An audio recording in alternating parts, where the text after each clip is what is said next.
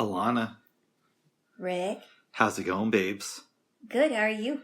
I'm doing great. It's almost 9:30 in the a.m. I Yes. took the bus over here, so I saved a little bit of cash. And I was glad you got here at the right time because the groceries are now here and I put them away safely and it's all good. That is nice, babes. It is nice. You said that they were out of some candy that you ordered? No, muffins. Muffins. Oh, I know. love muffins. But I got the right candy that I ordered. That's good, babes. We're going to make casserole tonight, yeah? Yes, we're going to make a broccoli, cheese, and rice casserole, one of our favorite things to make, and we're going to put some potatoes in there. Well, good. Yes. I bought a small bag of these cute little potatoes. I think they're petite reds. Nice. I love red potatoes. Yeah. I don't eat potatoes very often. I may just put it in something that I make this week. I don't know. You should. Yeah. I got a Walmart delivery on Monday. Yes. I probably shouldn't make fun of this, but you know me. That's okay. I can't help myself, babes. That's okay. So I go downstairs. Mm-hmm. The people drive up, and I'm assuming it's a husband and wife. They're a little bit older. Yeah. So the wife gets out, and she's putting groceries in my bag. And her husband is just yelling about how Hawthorne is horrible now. It used to be this great neighborhood. Oh, and what's becoming of it. Meanwhile, yeah, Hawthorne is still one of the best areas in town. it's an affluent place. Yeah, but what people forget is up until the early 90s, there was a lot of crime on Hawthorne. Really? Yeah, and I know this because I grew up in Portland. Yes. But this guy's making it sound like it was a land of paradise. I think probably one of those old white guys who, sees a black person and then thinks the country's going to hell. I don't know. Why would you think that, Bubs? There's a lot of old white guys like that. Well, he maybe he hasn't been on Hawthorne very much, and he just has this idea that Hawthorne was better than it is today. Yeah, a lot of people like to romanticize the past, though. Yeah, they do. Maybe he just doesn't want to admit that Hawthorne wasn't as good as it is today. Way back. And it's possible way back, yeah. that by the time they moved here, Hawthorne was already a good area. Right. I mean, I don't know anything about this because I grew up in Hawaii for 15 years, so I've never been to Oregon until much later, so I don't know. I'm going to take your word on that. You should, and I'm glad you did. Okay. Well, I have no choice. I don't know anything about that. Well, yes. Good, babes, good. I finished the book Cry Macho. Oh, that's right. You did read that, and you said it was okay? It's not great, but it's better than the movie. I would imagine. The character's in his late 30s. Not 80-something. Or 90-something. 90-something. You know what? It would have been a lot more believable if they hired some guy in their late 30s or even early 40s to play Mike. Exactly. Yeah. I mean, it doesn't make any sense. Some old guy goes to Mexico City to find this kid. Yeah. Yeah. Something that doesn't make sense in the book is Clint Eastwood's character Mike and his boss Howard don't get along at all. Okay. And yet, he's still willing to do this for Howard. I don't get... Okay. But in the movie, it's implied that they got along and Howard was paying for his bills. Correct. Now, in the book, what happens at the end of it... So they have the thing where they meet up with Marta, and she has these grandchildren. Yes. They spend a couple weeks with her. Mike is getting attached. The kid likes it there. But he decides that he has to do the right thing. So he takes the kid. Eventually, they run into the cops who say that, we got to get this sorted out with the border. And they go to a hotel. They're about 2 miles away from sneaking back into the U.S. Mm-hmm. Mike says, I know you want to go back to that town. Here's some money. We're both going to go up onto the roof. I'm going to create a distraction, jump off the roof and get into a car. and make it seem like you're in the car so they'll follow me. Once they do that, you can get off the roof and head back to that town. Mm. That would have been a much more interesting ending for the film. Right. Instead of, he's reunited with his dad. Yeah. And also, he tells the kid earlier in the story that the reason your dad wants you back is because him and your ma has some real estate thing. Ma. Sorry. You got me to do my southern accent this morning. No, you chose to do that. I didn't make you do anything. You know the rule. When we're kissing, if you make the farting noises, well, you didn't the southern do that. accent comes out. Hey, you're the one who made that rule up. I didn't make you do that. Well, I didn't make you make the fart noises, babes. I just wanted to be funny, Bubs. Oh my god, funny. And I wasn't even, and by the way, I did not fart, just to let you know. I didn't. Not this time. No, you did. No, I didn't. You do a lot, though. I did. Bubs. What? Remember. I love you. That's what you need to remember. No. What? You need to remember that if you're not good, I'm going to punish you. No. And I think I should. I don't think you should because I'm always good. No. I am. No. We all know this, babes. No. Anyway. Anyways, babes. Anyway, so I'm glad that the groceries got here and everything's put away, and it's been a good morning. How's the rest of this week been for you? It's been pretty good.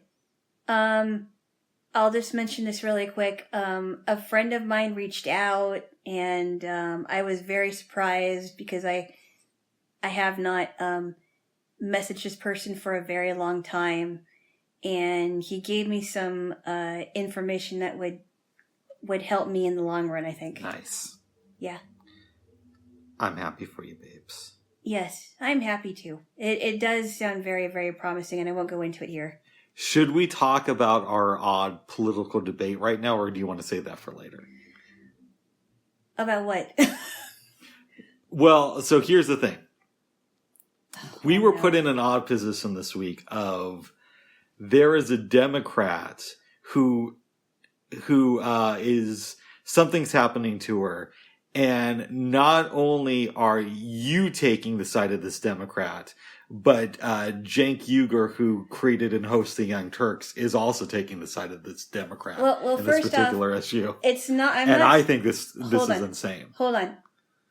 First off, it's not so much that I'm taking the side of this Democrat. I am taking the side of anyone that is being harassed in the bathroom while they're doing their business. That's basically his opinion. And Jenk's and also opinion. that is against the law to harass someone with a camera on in the bathroom, and they did have a camera on. Okay, so let me give some context. It's against the law.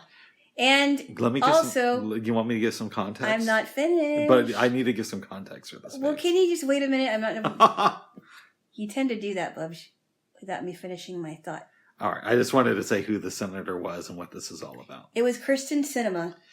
And apparently the left is trying to say that they were outside of the bathroom before she got in. I don't know why they couldn't have just waited for her outside of the bathroom. I can actually give you an answer to that. You already have. I already heard it. Well, I haven't said it here. So basically what is happening is there is this big bill that Bernie and... Extremely ridiculous bill. Well, I don't think so. You should check out this bill. There's a lot of pork in it. But yeah, when there's military spending and there's pork in that, nobody bats an eye. This bill guaranteed... It's a lot better than having bills go to causes that isn't really good for our country. Like childcare, like free medical and dental, like help with... Okay. I think we're getting out of in the weeds here. All these causes, yeah, nobody cares about Bubs. All right, so let me tell you the story. There are two bills right now. There's an infrastructure bill, which has a lot of pork in it. And it's like $500 billion, I'm sorry. Yes. And then there's a bill that Bernie Sanders is backing that is, at this point, $3.5 trillion, which does a lot of stuff, like giving childcare, more focus on dental and eye care and that type of thing. But in order for the $3.5 trillion bill to be effective, we have to tax the rich at a slightly higher rate than we're doing now, right? And these two bills have to be passed in tandem because of just of the way it's designed. Not the system, but progressives don't want to be in a position again of supporting the $500 billion bill and then nobody votes on the $3.5 trillion bill, which I can totally see because they've been screwed over before. So, Kirsten Sinema is, by all accounts, says that she's going to vote no on the bill. And when she's been asked what she doesn't like about it, she refuses to answer. And people have apparently said to her, well, let's negotiate. Maybe it doesn't have to be 3.5 trillion. What number would you be happy for? She refuses to answer them. Now, on top of that, what has come out is she has accepted, I think, $750,000 this year in like big, oil money, I want to say. I could have that wrong. Mm. And she's not answering questions about the bill, but she is going to all these donors, fundraisers and getting rich off these donors. The other thing you should know, and I'm almost done with this rant, is that she hasn't done a town hall in her home state of Arizona for over 3 years, right? So she's not talking to the people. By the accounts I've heard, when her voters send her letters or call her office, she never gets back to them. Right. So she's not responding to anybody. When reporters ask her about this bill, she's apparently refusing to answer any questions related to the bill now. She's completely being distant to people. The people who went inside the bathroom, and it's on the videotape, they asked her before she went into the bathroom, would she be willing to talk with them? And she said no. After this video was made, there's a video of her on an airplane, and Kirsten Sinema is apparently against immigration. And a woman who I believe immigrated to this country asked her about it, and she just refused to answer the woman. She just sit there as the woman's talking and she refused to say anything. So Kirsten Sinema is not being responsive. She's completely turned her back on the people. She should be out of office and she should be publicly shamed. Well, I don't support her at all. But as I've said before, there is no excuse. I don't care if you're a leftist activist or whatever. There is no excuse for somebody charging in on somebody in the bathroom while they're doing their business, even if they're not going to answer your questions. I honestly think it's not a battle that they should fight anymore. I honestly think they should. There are other things that are more important than how she feels about this bill. That's my opinion. Okay, so let me ask you a question then. What are people supposed to do to get her to listen to Well, them? I understand that the squeaky wheel always gets the grease, and I've been told this many times, and I'm not always a squeaky wheel, but the squeaky wheel always gets the grease, but there are better ways of getting the grease than going to somebody's, than interrupting somebody's privacy just because you don't want just because you want questions answered. And I don't, like I said, I don't care who you are. Especially, I mean, why should a man be in there with that woman asking her questions, while she's doing, there's no excuse for that. There's no excuse for that. But you haven't answered my central question. What are they supposed to do to get answers then?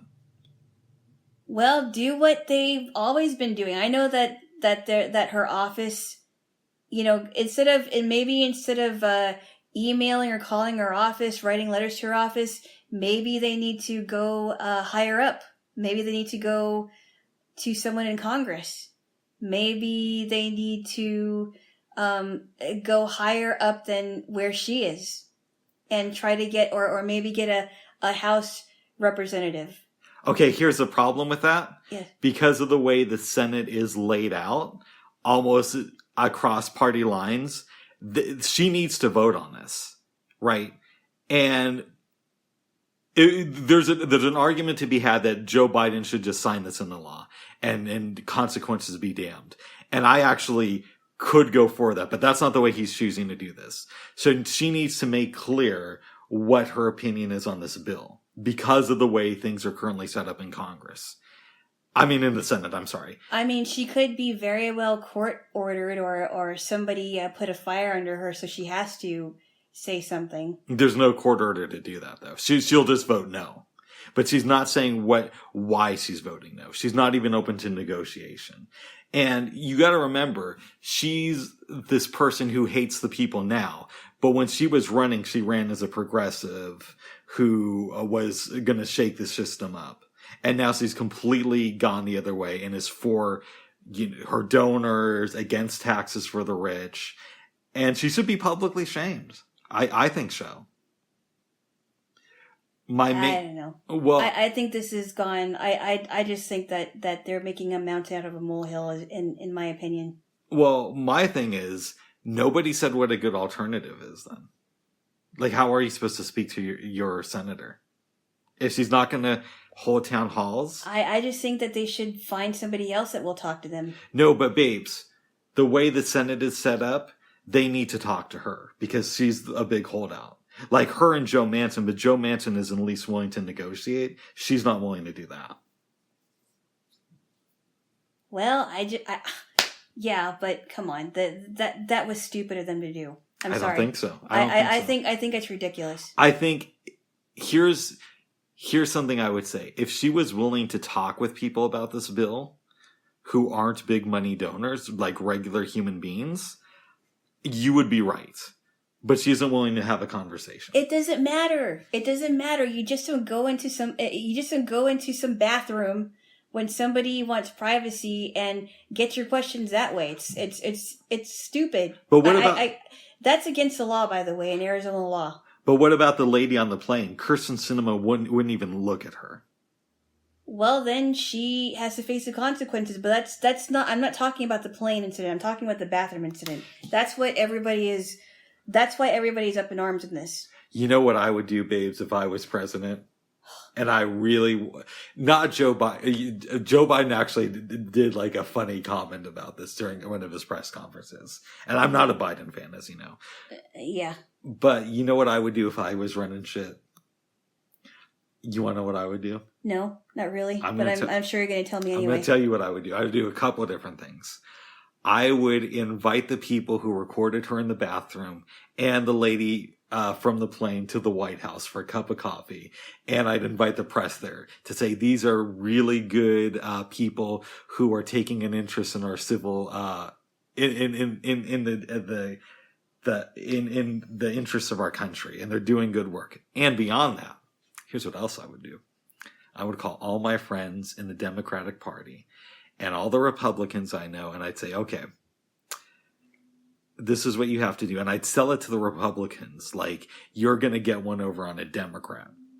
And I'd say, I want you all to contact Kirsten Sinema's donors and tell them that if they keep donating to her and if they offer her a lobby job when she's out of the White House, we're not going to take any more money from you. Now, if one or two people does it, then they'll just get cut off. But if everybody does it, then her donors would turn on Sinema. Oh, wow. And then she'd really start to feel the hurt to come out publicly and say something. But that's me. Well, that's how Rick would handle shit. Well, that's why Rick isn't in office. Oh. And I wouldn't vote for Rick to be in office. I love you, but no. Mm-mm. But I do have one problem with these Kirsten Sinema videos. You've been watching too much of them. Oh, I've been enjoying the hell out of this. I know. I don't care, but here's you want what? What's up for? Just because I could. He could. Yeah, he could. Okay. You want to know my big problem with these videos? There's not enough of them? No, actually, that's not my problem. Well, kind of. Here's my issue with them. If they keep coming out with these videos, babes. Yeah. I've been trying to lose some weight. Uh-huh. But if people keep harassing Kirsten Sinema and recording this and putting them on the internet, yeah, I'm eventually going to have to make a big thing of popcorn that's super unhealthy and sit down and have like a marathon watching session. You mean like slathering the popcorn in butter? You don't want to do that, Bubs. And salt and yeah, that's why I don't want these videos to continue. They're just so much fun. Babes. No, Bubs, you gotta get out of watching those things. I mean, come on, you have better things to watch. There's something about me, and I think it's a good thing. I love when people harass the powerful who don't deserve to be there. And Kirsten Cinema doesn't deserve it. Like going on Clubhouse and listening to people complain about how Clubhouse is bad. I love that. Why? It's just something I'm into. Babe. It's like meaningless. It's like there's so many other things that I could be watching or listening to that's worth my time than that. I just think it's a total waste of time. Yes. I think it's a total waste of time. I know. But that's just me. Well, anyways, Kirsten Cinema is being publicly shamed, and stop it, because if you don't, I'm going to be eating a lot of popcorn next week. No. You don't have to do that, Bubs. You don't have to do that. Don't make that an excuse for getting fat, okay? Bubs. I gotta eat more because they're saving this bitch over here. Bubs. What? Don't make that an excuse to being fat. Uh-oh. For being fat. Uh-oh. Uh-uh. Well, good. No, you gotta stop watching that garbage, Bubs. Oh, it's so much fun, babes. Okay. Well. Well. Ah! What? I love you, babes. Oh, you're still gonna get it, Bubs. Why? You're ornery this week. What did I do that was so ornery? Tell me. You kept saying I have dyslexia and I don't. I've been the butt of your jokes lately. I don't think so, babes. I think you might be making that up. No, I'm not making it up. Well, give me a kiss then. Why not? This is my way of apologizing. And you're a Kirsten. I almost said you're a Kirsten. You're a Christian. It's your job to forgive. Hey, don't use that. Don't use that to get a kiss, Bubs. Why not? That's not. Well, you want one too, babes. I do. Yeah. Do I? Yeah. I didn't say I did. Well, yeah. Before this, you're like, oh, Bob, when we were cool, give me a kiss. I never said that. Give me a kiss. You're putting things in my mouth. Give me a kiss, babes. Why? Because I want a kiss. Okay.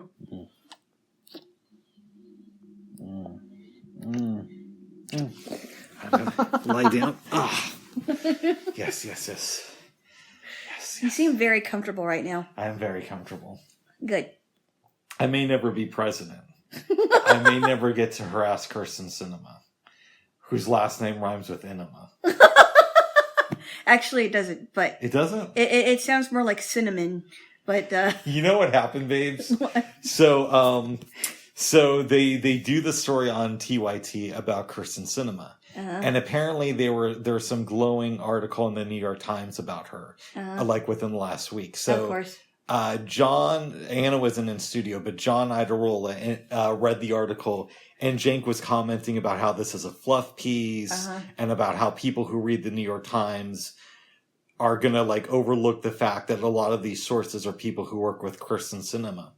Yeah, the New York Times isn't exactly a good source, but go on. Well, in any event, the person who wrote the article, I think it was Maureen Dowd, said something like she's the, I want to say it was she was comparing her to some actress in cinema. Oh, okay. I don't remember who it was. I want to say Jean Harlow, but that's probably not right. No way. And I wanted to write in Kirsten Cinema is like the Rennie Liefenstahl of the Senate. And then I thought to myself, that might be a step too far. Rennie Liefenstahl? Yeah. I don't think I've heard that name before. She was a film director who made propaganda films for Hitler. Oh, that's right. You told me about. Okay, I think I remember her, but I didn't catch her name. But I thought comparing a senator to a Nazi propagandist might be a step too far. That's a little too much. So I'm doing it here. But her name sounds more like no. Every time I think of the last name Cinema, I think of movies, but I don't think it rhymes with enema. Do you think she sleeps well at night knowing that she's sold out everybody? I don't know, and I don't care. Okay, I'm not a supporter. I don't keep up with her stuff. I don't care. I could care less. Yes. Okay, we can move on. If it affects me, then I would care, but I don't. It doesn't affect. This bell actually does affect you, babes. Well, I mean, I think that this is a way extremely. I think this bill is extremely high, and I think there's more stuff in it that doesn't belong there. But that's my opinion, and I don't keep up with Kirsten Cinema because I'm not a fan. But anyway, moving on. Well, I'm not a fan. Moving on. Okay, moving on, babes. Off of your buddy. Your girl. She's not my buddy. All right, let's move on. You tend to do that a lot, Bubs. I know I do. Your girl, your guy, your buddy. I know. Oh, my goodness. I don't know why, babes. I'm just really good at that. Yeah, a little too much. I can't wait Yeah. to show you the plane episode of The Boys, which is the next one on our list. Oh. You are going to love this episode, I think. Really? Yes. Really? We got some great stuff coming up now, babes. Uh-oh. Yeah. You think that it's it's been building up to that, at least in the first few episodes? I wouldn't quite say that, but I'd say building up makes it seem like after this it's hit a high point. Uh-huh. But what I will say is it's a really, really good episode, and we needed the previous ones to get here. Okay. Yes. Which it makes it sound like it's building up, but if it was building up to it, then the rest of the show would suck after that, or at least it would drop in quality. Well, you know what I mean. I mean culminating. No, I don't think so. I think culminating is like the same thing. I mean, I'm not saying that it's building up to it and then it's horrible afterwards. I mean, it's like a big part of the show, and It's a big part of the show. Yeah. Yes. I don't mean that it would be terrible after this one, this episode. You might find out some stuff about Butch, or... Are we going to find some stuff about A-Twain's girlfriend? Oh, you might find out some stuff about his girlfriend. She's already a nutcase, but... Well, there's so much I want to say. Okay. But I thought it was interesting when she... Anyway, I don't want to go into that part. Why not? Oh, when she killed that guy? Yeah, her landlord. Yeah. After having sex with him. That was insane. That was great. Yeah. So now we know that she's got powers. Mm-hmm. But she's not in the 7. No. But I didn't really like her from the beginning. Oh. Well, I didn't like A-Train either. Yeah, I hear you on that one, babes. Yeah, he's very shady, and so is she. Yeah, because we're getting a sense that she's profiting off of his she's profiting off of his fame. And Compound V. Yes, and Compound V. So we might have to do some V. No. Okay.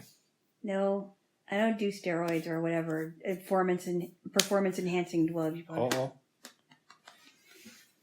Sorry. Oh, good, babes, good. Yeah, well, good. Now you have started reading Ready Player One. Oh my goodness, it's a crazy book, but it's fun. I like it a lot. Tell me more. So, basically, it's based on this guy named Wade Watts, who is living in these stacks of mobile homes. And all he wants to do is be in the Oasis because it's an online virtual reality universe that seems as real as the real world, except it isn't the real world because for all he knows, the avatars that he's interacting with are not the same people in real life. So he doesn't know. And a lot of things happen where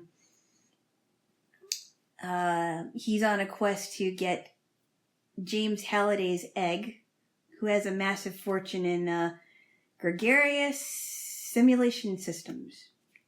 Correct? Yes.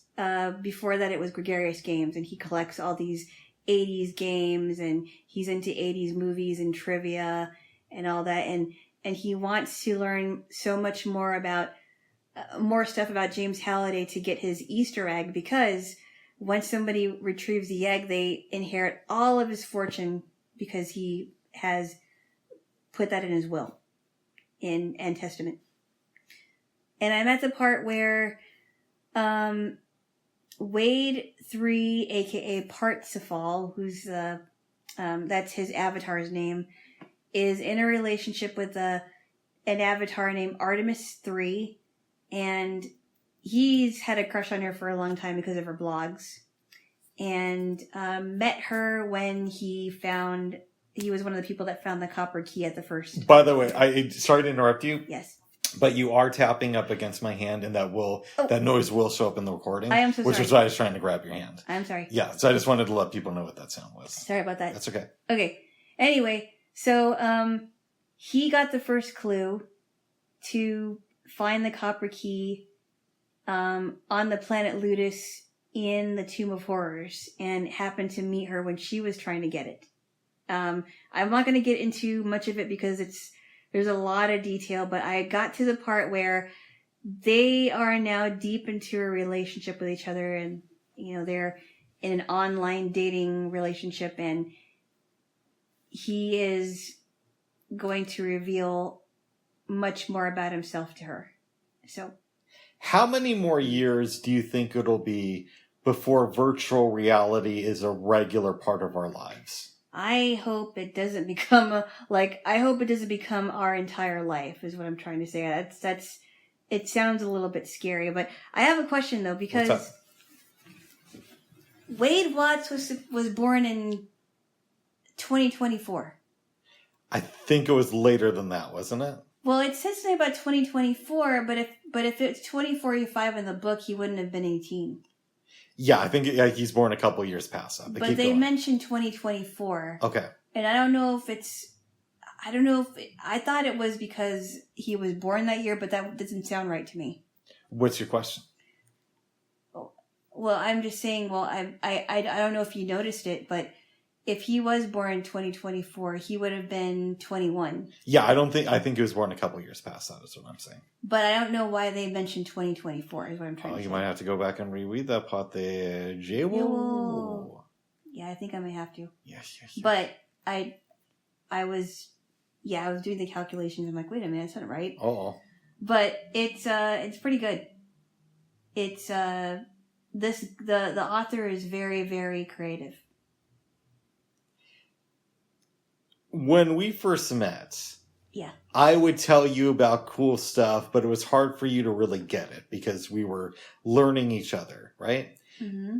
How do you feel now when I tell you that something is really cool and you should check it out versus how you felt when we first started dating?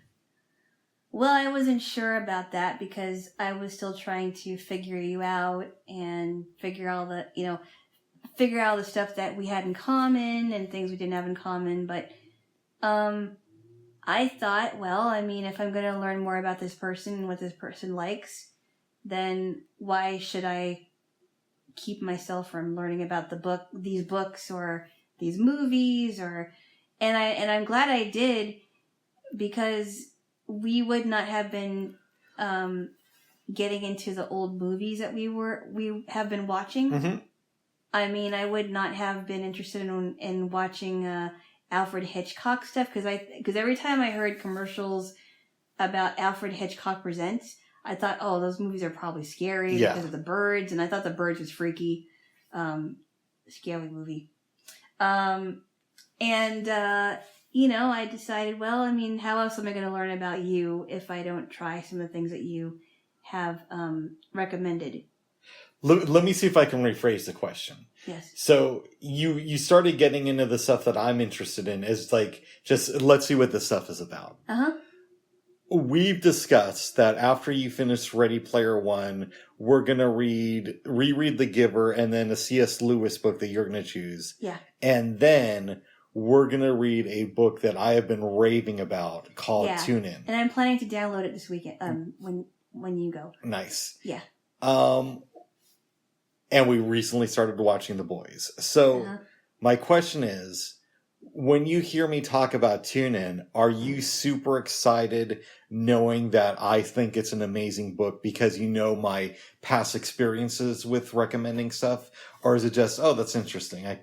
It'll be fun to read it. I think it's just more that it's interesting, and I do enjoy the Beatles. Mm-hmm. I don't think I know enough about the Beatles, and I think that I will know a lot more about the Beatles after reading this book. Especially their early years. Yeah, and I really love their music, and, I really got into their music as a teen, and, I like their stuff. Yeah, it's interesting because the rare artists that a teenager can listen to with their parents, and both of them Yeah. can feel satisfied. And then when I was in college, I took some online music classes that did mention the Beatles. And for example, some of these classes I had to listen to some samples of songs. Mm-hmm. And one of the songs I was listening to was "Within You, Without You" written by George Harrison. Nice. And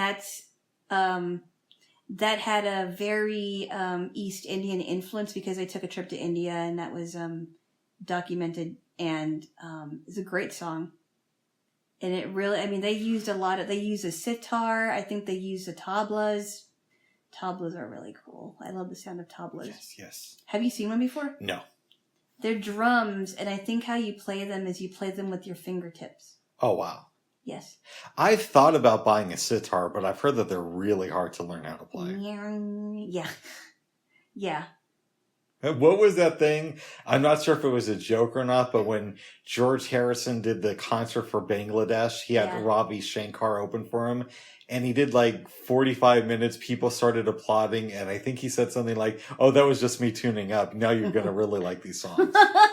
I don't remember that. I don't remember hearing about that one, but it didn't surprise me that would happen. Yeah. He abandoned his daughter. Yeah. Norah Jones. Wow. Yeah. I don't know much about Ravi Shankar. Can you give me a little bit of Well, I'm not an expert. Okay, I heard the name, but I just don't know about him. But what I do know is he was an accomplished sitar player, and when George Harrison was at the height of his fame with the Beatles, they met each other, and Ravi was supposedly a big influence on Harrison. And then he had sex with a woman, and she gave birth to Norah Jones. And she's half East Indian. Yes, yes. Interesting. What is something... Okay, let me see if I can come up with a dad joke. I don't know about this question. Hold on. I'm going to see if I can come up with a dad joke right here on the spot. And I don't know if I could... okay, I think I got a good dad joke. What is something... Norah Jones says to a person she wants to have a one-night stand to, and then finds out that he's impotent? I have no idea. She says, "I don't know why you didn't come." Oh. And I did that on the spot. Oh, my. Wow. Don't know why you didn't come. All right. Sorry, babes. Oh. You have to work your mind in ways sometimes. Oh, my goodness. Yes. Not your best dad joke. All right, give me a spontaneous dad joke, because that was off the top of my head. And make it up. And make it up? Yeah, because I made it up. Oh, I gotta think now. I don't have a lot of dad jokes on my mind. Babes, I didn't have a lot of dad jokes. That was off the top of my head. You can. I know. Let me think. Right. Let me think. Make it up, baby, for me.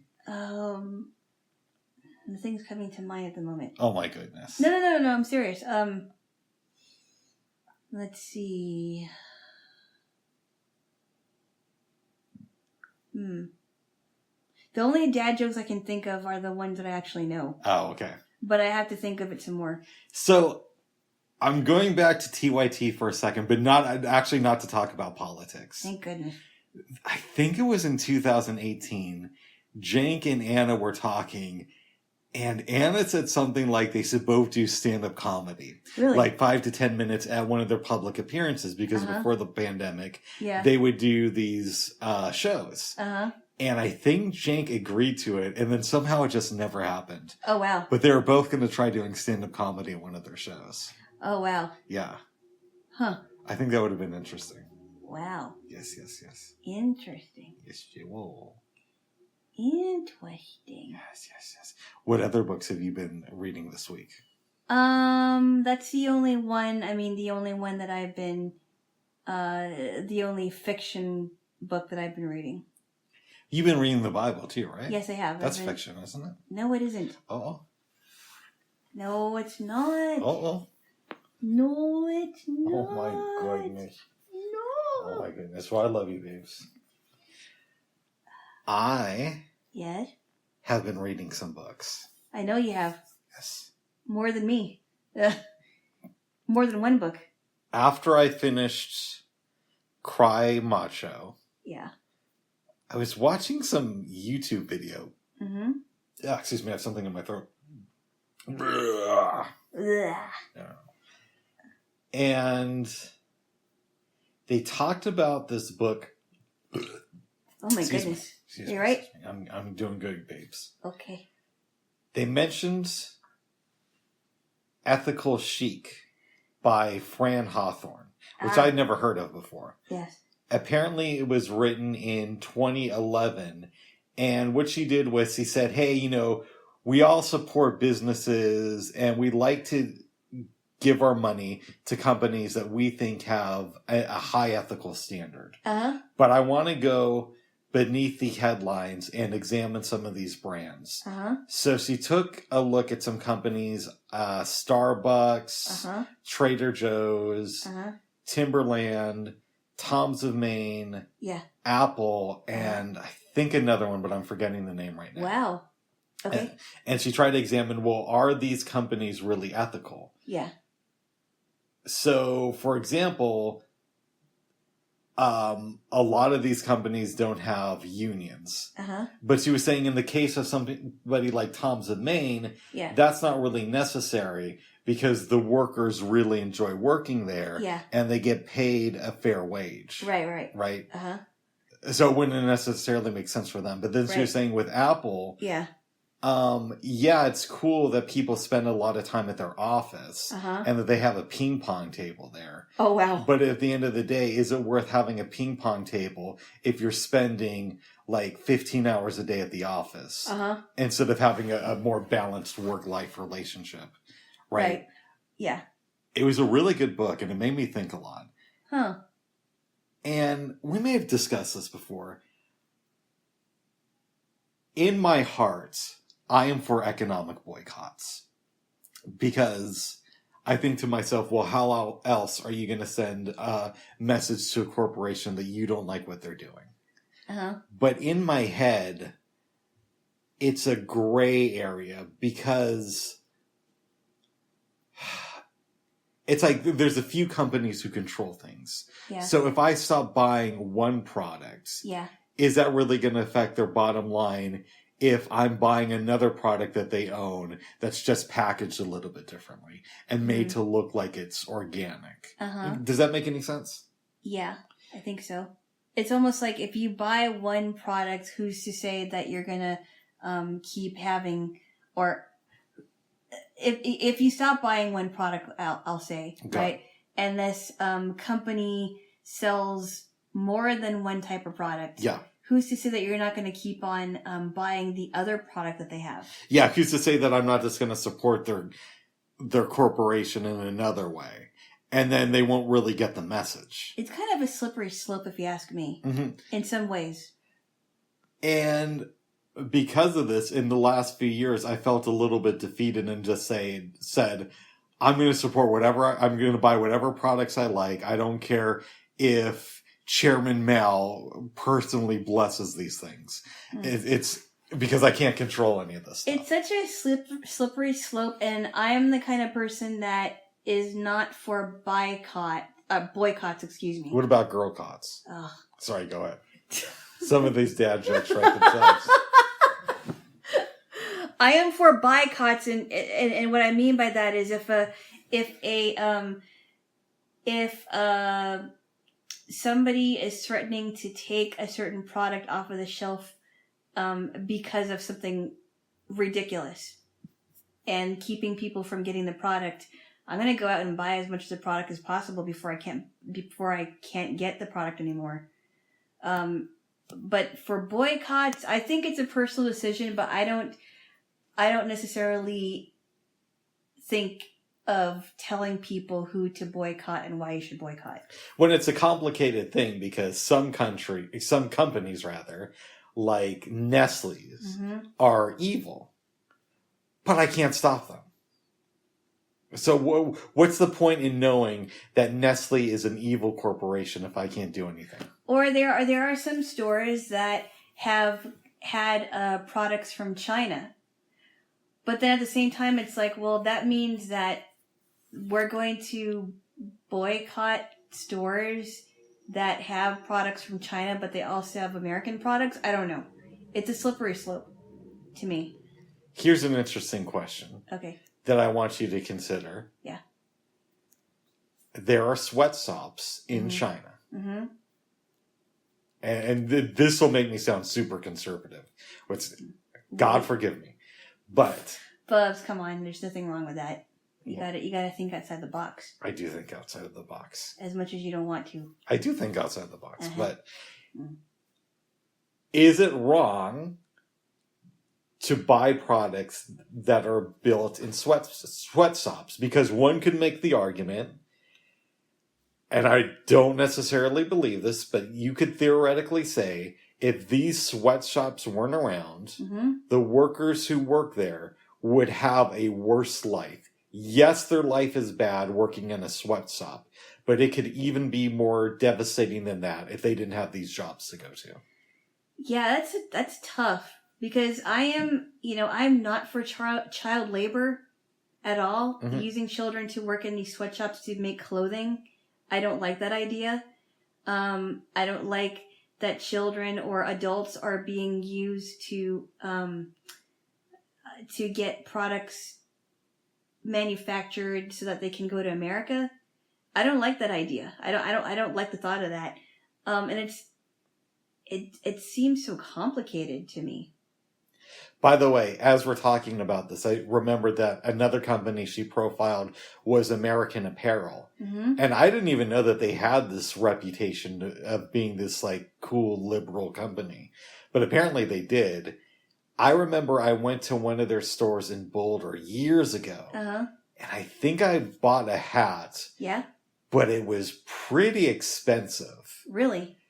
Yeah, it was just a regular hat. But she said that as of 2011, all their products were manufactured in the U.S. Oh, wow. Which made me feel good that I once went. I do believe, though, I mean, we could talk about what's manufactured and what isn't manufactured in China. But I do think that we would be much better off and a lot more productive if we slowly but surely made our way away from China. Because we cannot depend on them anymore. We know that they're not our allies, and they've been trying to take over our country for a long time. And I think that their products are hurting us more than they're helping us. And we really need to get away from them. Yeah. We are I agree. So much under control that even people in various sports arenas and other companies cannot get their money unless they bow to China. I know. And the thing is, we let it happen. I think we're realizing it now. I think we are paying a price for it, but we need to get away from them as soon as possible. We have to slowly but surely inch our way further and further away. Okay, so I have a really good friend of mine who used to be my next door neighbor. Oh. And you know this person. I do? You've met them. Did I? Yes. Okay. I was talking with him on the phone last night. Actually over Clubhouse, but... Oh, wait. Oh, I see. Okay. Yes. All right. Okay. And when he was a teenager, he's a couple years younger than me now, but not much younger than me.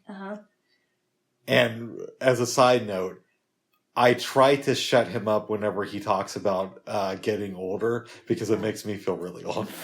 But I see. Okay. That's neither here nor there. I always try to change the subject. Yes. Interrupt him with a non sequitur. Like he'll talk about getting old, and I'll say something like, "Oh, have you seen Buffy the Vampire Slayer?" I really hate that. Don't you hate that when someone's like, "Oh, I'm so old"? And I hate it when somebody who's younger than me that I've known for years does that. I don't like it when somebody younger than me says it, or if they're close to my age. It's like, well, then that means you're saying that I'm old. No, I don't think that they mean it that way. No, but that's how I feel, though. Yeah, that's how I feel. Anyways. Yeah. When he was, I think, 15, he went to China with his school. Oh, really? Yeah, so I was asking him about it. And I said, what was it like? He told me that they had a tour guide.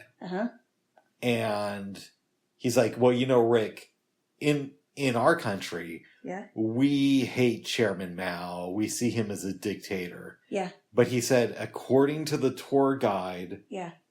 that my class was with, people there, at least up to that time, which is the late 90s, still, I guess early 2000s. Yeah. Still revere Chairman Mao. Well, that's what the people in North Korea, they still revere Kim Jong-il. Yeah, but we assume that here. Okay. I had always assumed, Yeah. and maybe it's changed since he went there, Yeah. that China was regretful of having him as a leader. Okay. But according to my friend, that's not the case. And that may have changed, of course. I hope so. I hope so too. Have you ever read about Chairman Mao?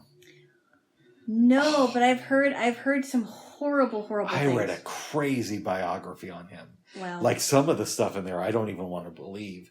One of the things was that to torture people, he'd put a catheter in them. Ow! But what he'd do is he'd force it up through their bladder and keep forcing it up until it went through their body and hit their mouth. Oh. And they're actually feeling this.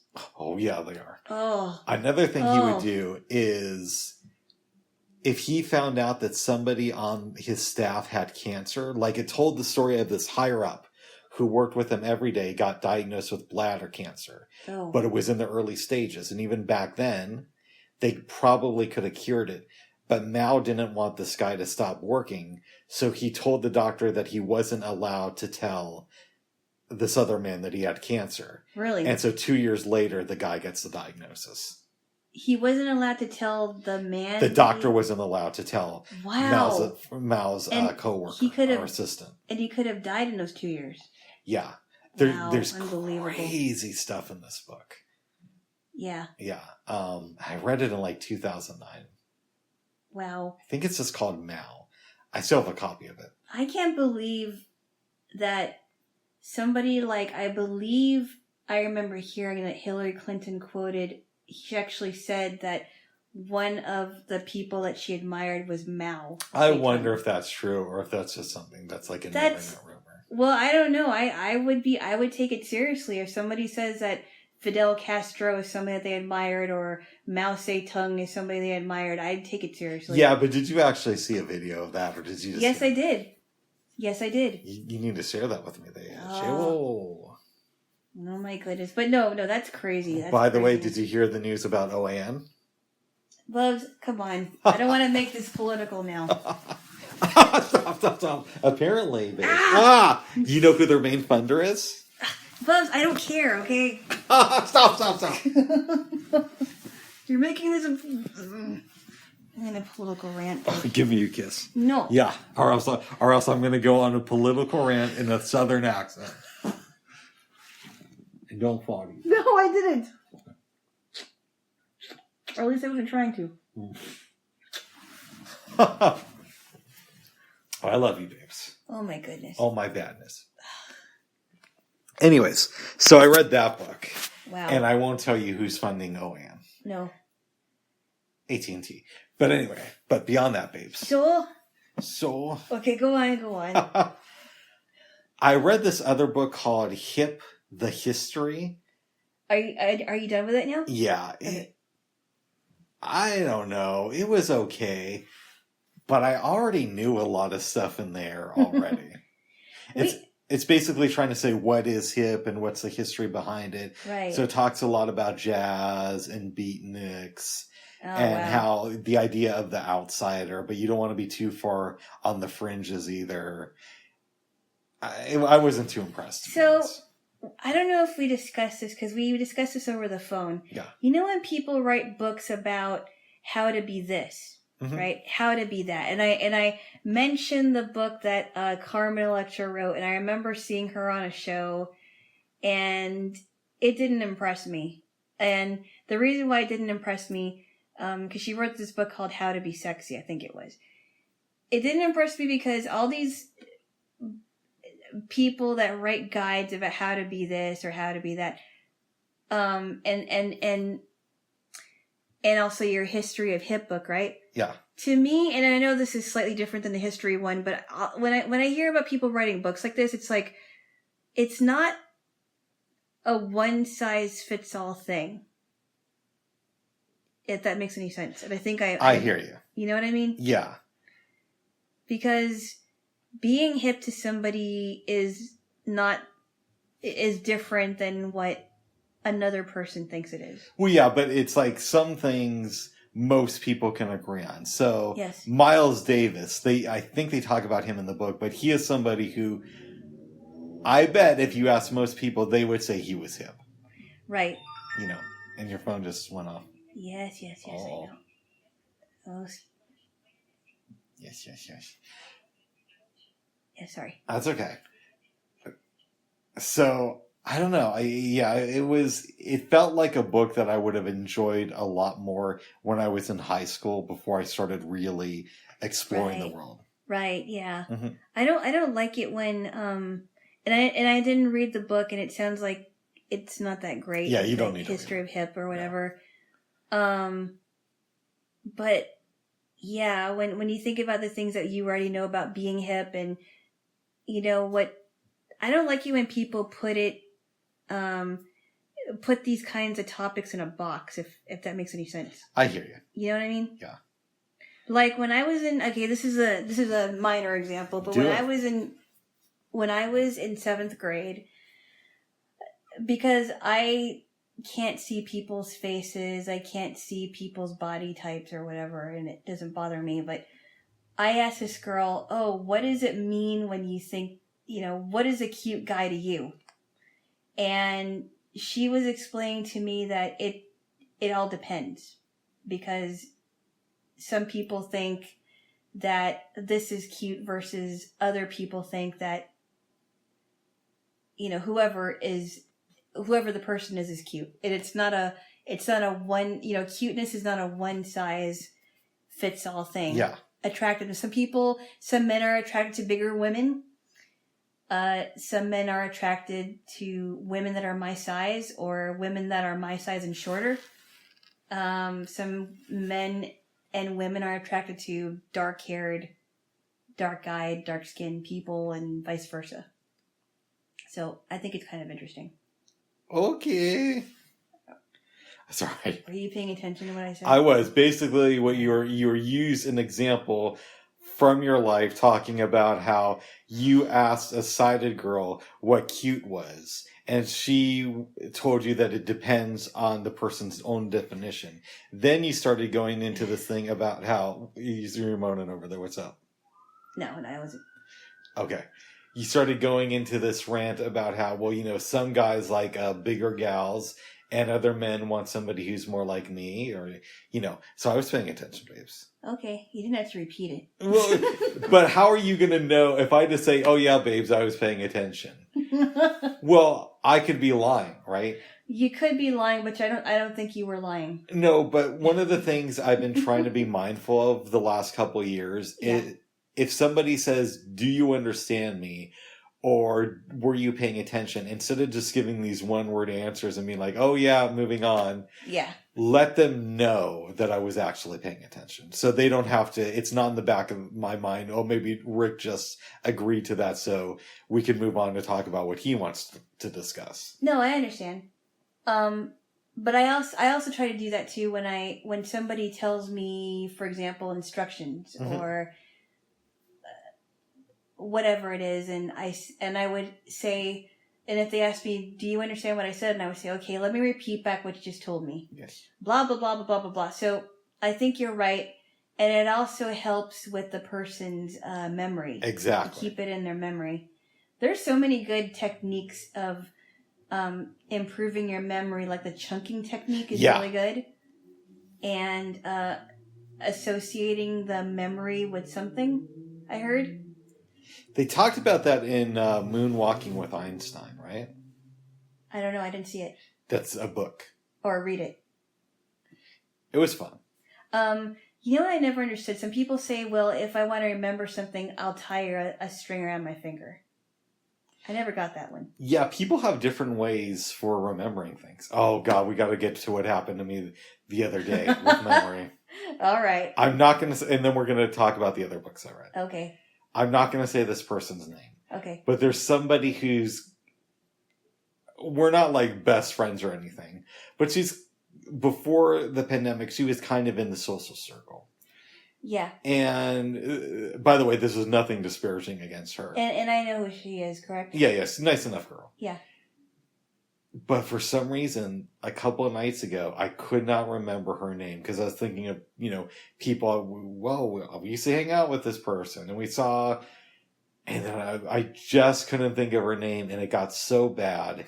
It's like, I don't know, 11:30 at night and I almost called you because I was freaked out.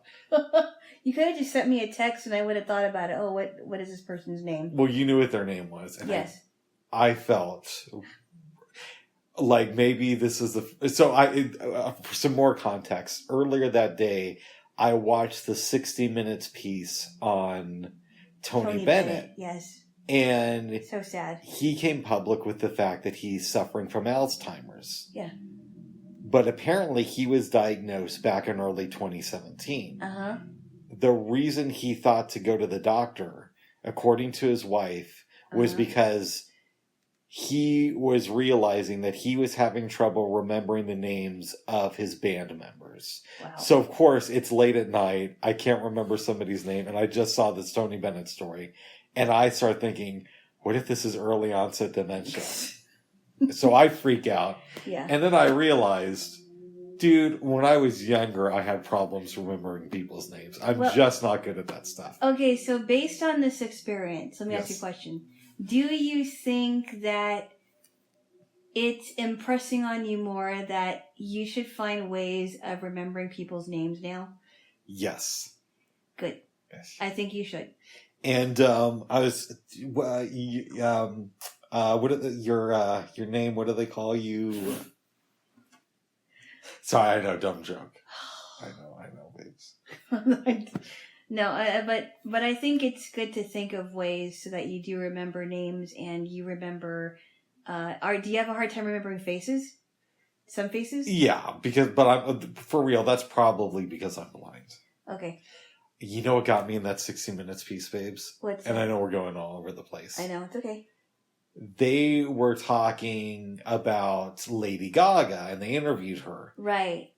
So Tony Bennett's last concerts were at Radio City Music Hall. Mm-hmm. And apparently they had gotten close because they recorded a couple albums together. Yeah. So she went there to perform with him and she's talking about how, when we do rehearsals, he doesn't know my name and I communicate with him by asking him simple questions. Uh-huh. So instead of saying, well, what do you think about doing this song, and this song? Yeah. I'll say, do you think we should do this song? And she'll take it one song at a time. That's a good idea. And she said that behind stage, he couldn't remember her name. So it's his last concert. Yeah. They show him on stage. He's singing, he's doing his thing. And then she walks out. He looks over at her and he says, ladies and gentlemen, Lady Gaga. Wow. Something about hearing her talk about him before then and the Alzheimer's thing is, I've known people with Alzheimer's and it's not fun. No. I almost started crying right there. Wow. Yeah. And so he just out of the blue remembered that it was Well, she was on stage. It's on stage, yeah. And he said, ladies and gentlemen, Lady Gaga, or something to that effect. And I almost lost it. Wow. Yeah.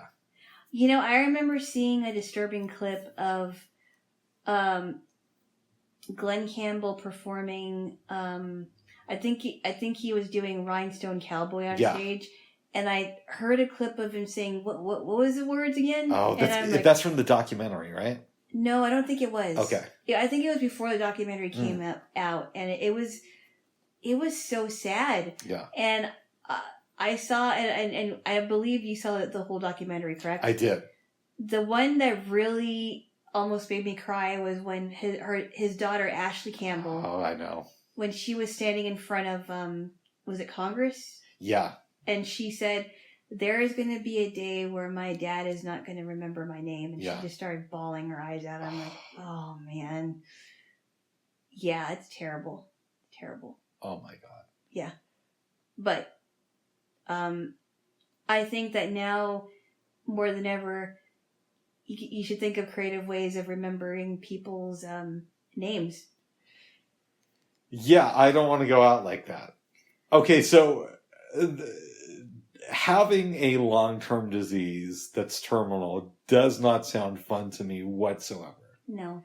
Having said that, sometimes I'll play this game, not that often, but I'll think to myself, well, what would I rather have? Would I rather die of colon cancer or some form of dementia? Yeah. Or would I rather have a massive, painful heart attack or die from dementia?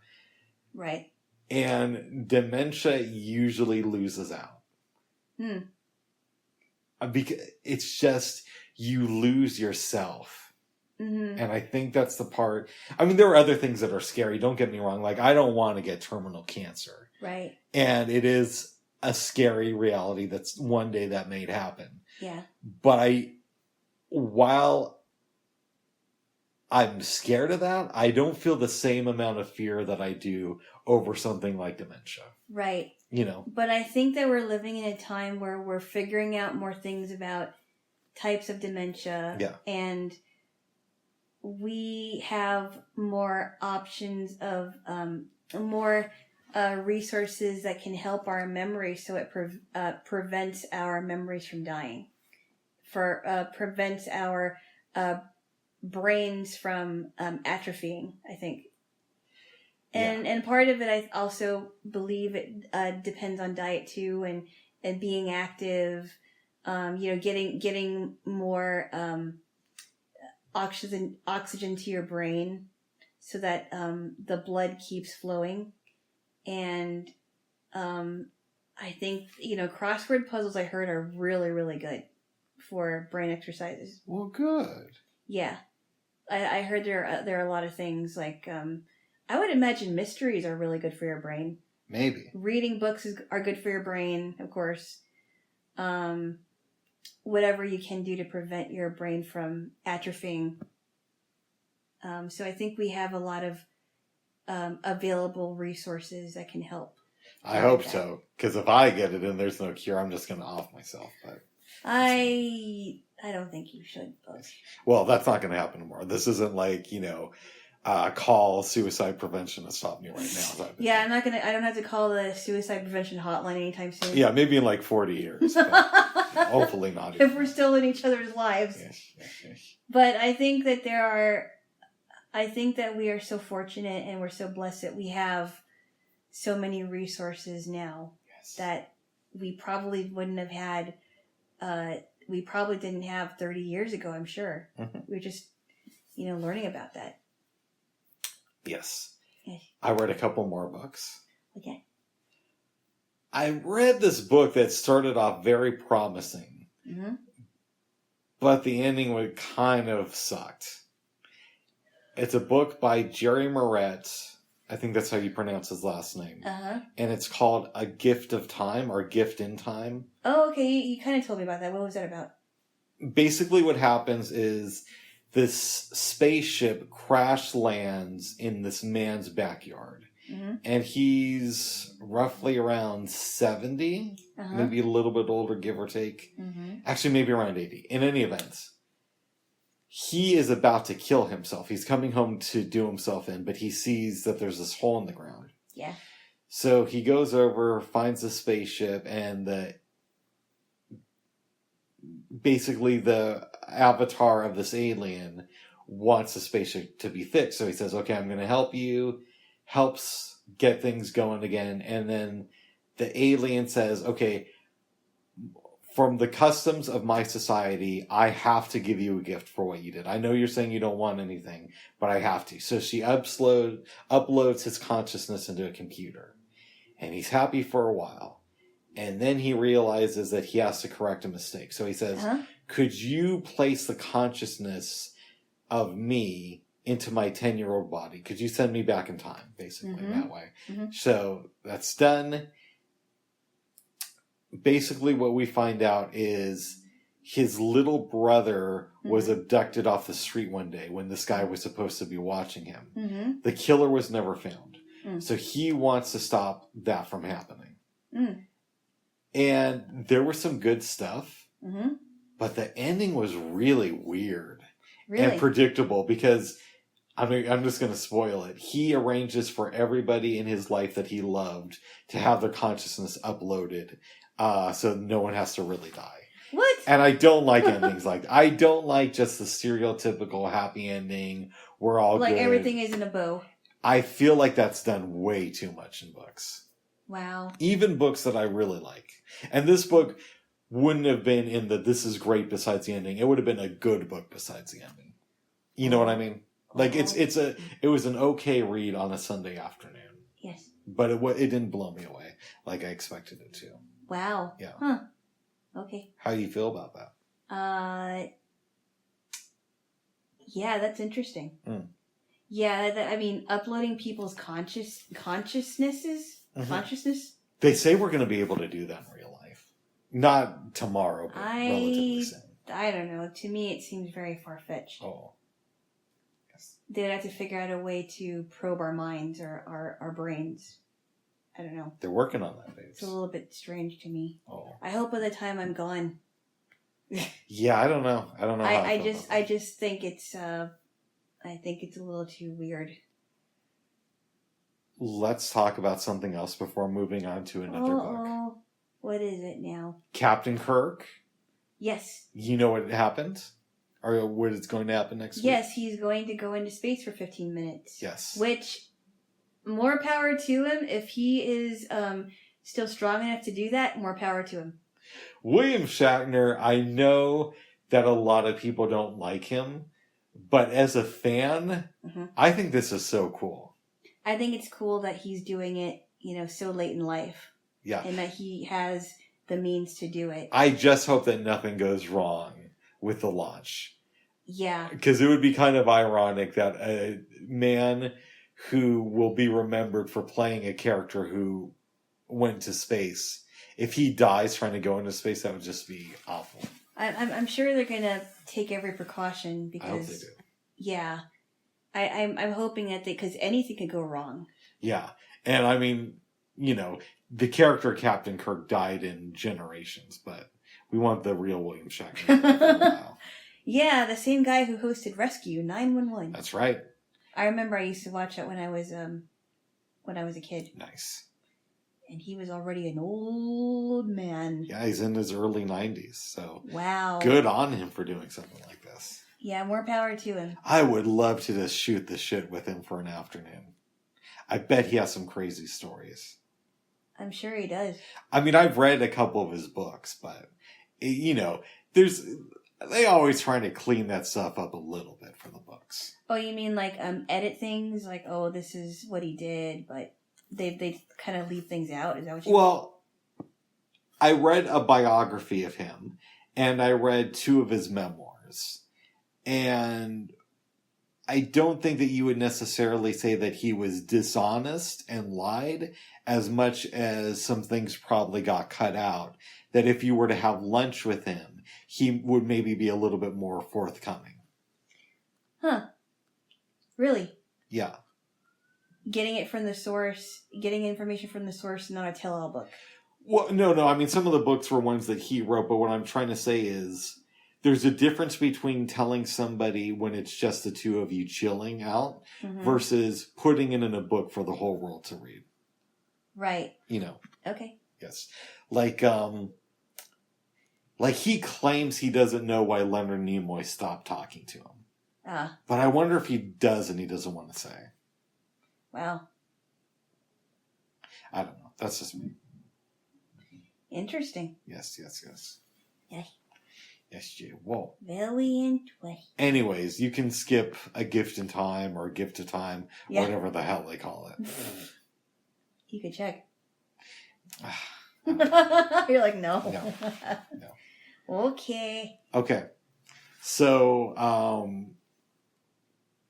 within the last couple weeks, Howard Stern has had on 2 musicians who have written books.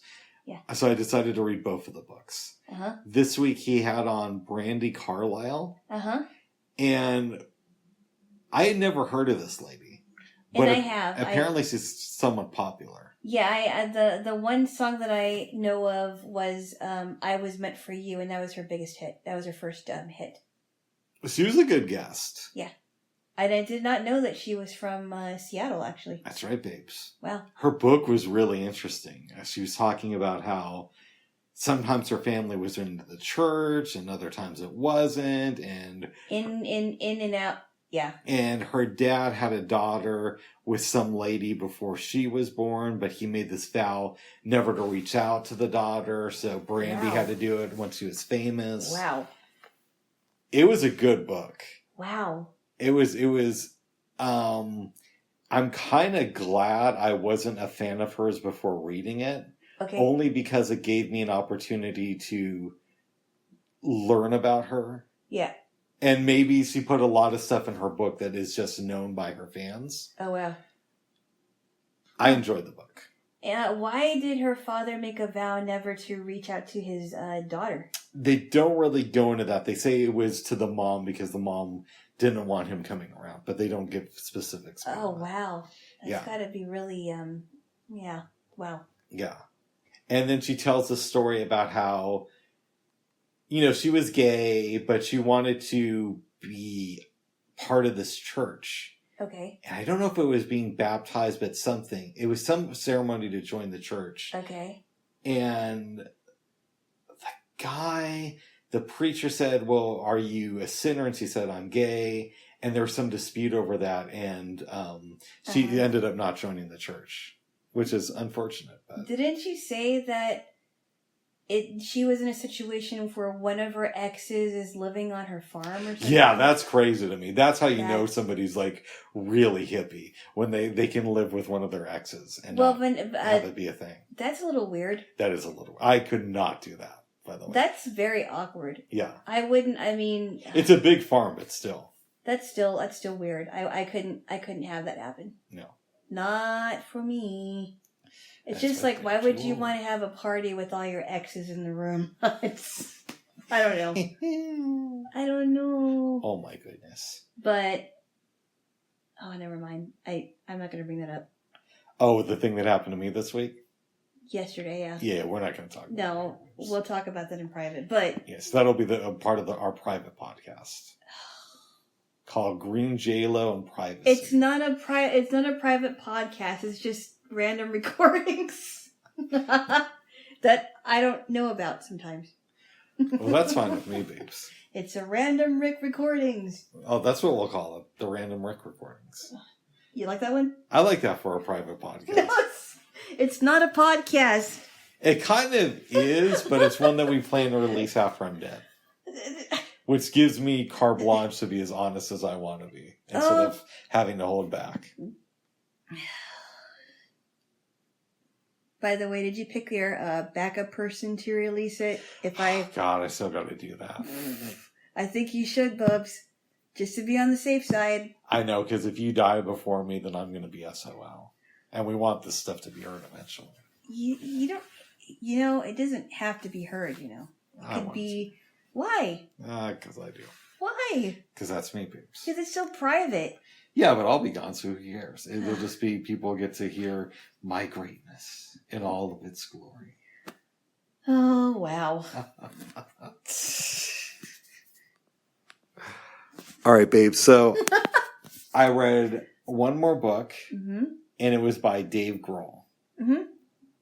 It was good. I'm a casual fan of Dave Grohl, right? So obviously I listened to a fair share of Nirvana. And I'm not a huge Foo Fighters fan, but it's not out of some sort of hate. Mm-hmm. It's just that like I just haven't listened to a lot of them. Like I've listened to the radio hits, but I've never sat down and listened to a Foo Fighters album from start to finish. Mm-hmm. But I like what I hear of them on the radio. Yeah. He seems like a nice guy from the book. Oh well. Yeah, and yeah. That's it. That's what I read. Very good. Yeah. Are you a Dave Grohl fan? I don't know much about the guy. I do think it's cool that he became famous for being a drummer, and then in his other band, he's the lead singer and a guitarist. Wow. I think that's pretty cool. What? Okay, tell me the bands again that he was in. He was in a band called Scream, which wasn't really a big success. Then he was in this band you may have heard of called Nirvana. Oh, of course. Okay, good. Of course. I followed that up by being in the Foo Fighters. Right. Starting it, actually. And he was the lead singer of the Foo Fighters. Yeah, you've heard of them. Of course I have. Looking for a complication. That's a good song. And then there goes my hero. They're good. They're good. Yeah. I've listened to a lot more Nirvana than Foo Fighters. When I heard about the Foo Fighters, I thought that their name was the Food Fighters. I thought that was kind of funny, but... Well, you know why he chose the name? Why? He was apparently reading some book on aliens. Really? And in there was like a task force, I think, called the Foo Fighters. Wow. It was a conspiracy book, so he decided to go with that for the name of the band. I think it would be funny if his band was called the Food Fighters. Oh my goodness! And then at the end of the concert, they'd start this huge food fight. I don't know if I should tell this story because it does require a little bit of swearing, but I'll keep it to a minimum. Oh my goodness! You've sworn already in this podcast. I try not to, babes, as you know. Yeah, right. And I'm very disappointed whenever you swear. Oh, what else? Okay, now that's just... Okay, what else? I was at a bachelor party, and we were playing some card game where I think it was like apples to apples or cards against humanity. Apples to apples is so fun. One of those. So we have to write down these things on these cards. Yeah. Somebody wrote down the Fast Food Fuckers. And I thought that would be a cool name for a band. Oh, or a charity. Yeah, whatever. You know what? What? What are you tickling me for? It's like, you got some crazy imagination, Bubs. Okay, tickle twos until later. I was tickling you behind your knee. Hey, babes. I thought we were on a tickle twos. Okay. Tickle twos. Or tickle twos. Yeah. Tickle twos. For real, tickle twos? Yes, for real. Okay. For now. For now. You're still gonna get it, Bubs. Oh my goodness. Don't you forget it. Jaylo. Yes. I can't remember any dreams from this week. But can you? Oh yeah, I had a creepy dream the other night. I think it was the night before last. And I had a dream that I was in my apartment. I was in my room and I heard some keys in my door and that freaked me out. And I found out that my mom was in my apartment and I was getting ready to call you and say, hey, I'm sorry, my mom's here, you can't visit me. But it freaked me out because, number one, my mom does not have a copy of my key and I don't give out copies of my keys. Number two, she knows better than to just, get into a building, an apartment. Yeah. Without me knowing. Like, I don't even get that privilege. That's just strictly for Jaylo. That's right. That's right. And then yesterday, I kind of had I remember the first part of my dream. I remember hearing, Burgerville's been advertising some of the pumpkin stuff that they have out, which sounds really good. And they have these things called I think they're called Ruby Jeweled ice cream sandwiches. Yeah. And the one that they have now it's vanilla bean ice cream in the middle of 2 pumpkin cookies. And it sounds really good. That does sound good. Sounds delicious. And I had a dream that I was sitting with next to somebody in a booth at Burgerville and we were ordering food. And that was it. Nice. That was the first part of my dream that I can remember. Well, good. Good. Bubs, have you ever had dreams where you believe you had a dream, but it almost seemed like it was real? Oh, yeah. Like, did I have this dream or did I actually experience it? Yeah. That's why, and I know you're not going to like this, but sometimes I do wonder, is this life just a complicated dream? I don't think so. I don't know, babes. I don't think so. But we don't know for sure, so. Oh my goodness. Yes. Is there anything else you want to talk about, babes? No. No. No. No. All right, babes. No. So I think you should kiss me and we'll call it an episode. Okay.